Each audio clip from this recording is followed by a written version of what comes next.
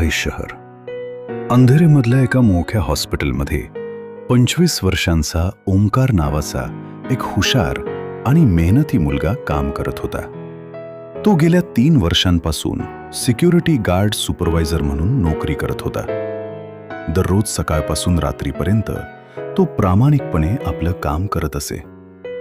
पण त्याच्या मनात एकच गोष्ट सतत चालू होती.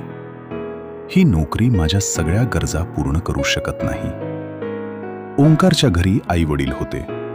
घरचा खर्च, भाडं, औषधं सगळं सांभाळताना त्याला खूप अडचणी येत होत्या.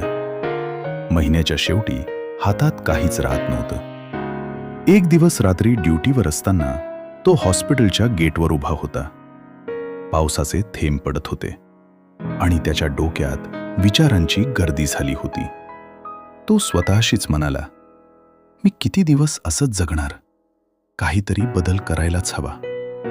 त्याच वेळी त्याच्या नजरेसमोर एक पाणीपुरीवाला दिसला. तो जोरात ओरडत होता, पाणीपुरी, पाणीपुरी! आणि लोक त्याच्याकडे रांगेत उभे होते. ओंकारनं लक्ष दिलं. मग मी का नाही? त्या रात्री त्याने एक मोठा निर्णय घेतला. मी माझा स्वतःचा बिझनेस सुरू करणार. सुरुवातीला खूप भीती होती. लोक येतील का? माझी पाणीपुरी आवडेल का? पहिल्या दिवशी फक्त 5 ते 6 ग्राहक आले. दुसऱ्या दिवशी थोडे जास्त. पण तरीही कमाई खूप कमी होती. काही वेळा तर त्यालाही वाटायचं, मी चुकीचा निर्णय घेतला का? पण ओंकार हार मानणाऱ्यांपैकी नव्हता. त्याने पाणीपुरीची चव अजून चांगली केली, स्वच्छता ठेवली, ग्राहकांशी हसून बोलायला सुरुवात केली. हळूहळू त्याच्या ठेल्यावर गर्दी वाढायला लागली. लोक म्हणू लागले, अंधेरीतली बेस्ट पाणीपुरी म्हणजे ओंकारची. एक दिवस असा आला की त्याने ठरवलं, आता मी ही नोकरी सोडतो. तो हॉस्पिटलमध्ये गेला आणि रेजिग्नेशन दिलं.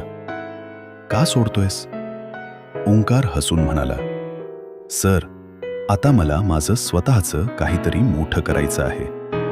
काही महिन्यातच त्याचा बिझनेस इतका वाढला की त्याने एक छोटंसं दुकान घेतलं.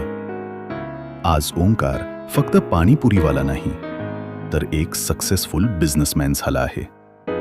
त्याच्याकडे आता 2 ते 3 वर्कर्स आहेत आणि तो स्वतः इतरांना काम देतोय. जीवनात मोठं काही करायचं असेल तर कधीकधी रिस्क घ्यावीच लागते.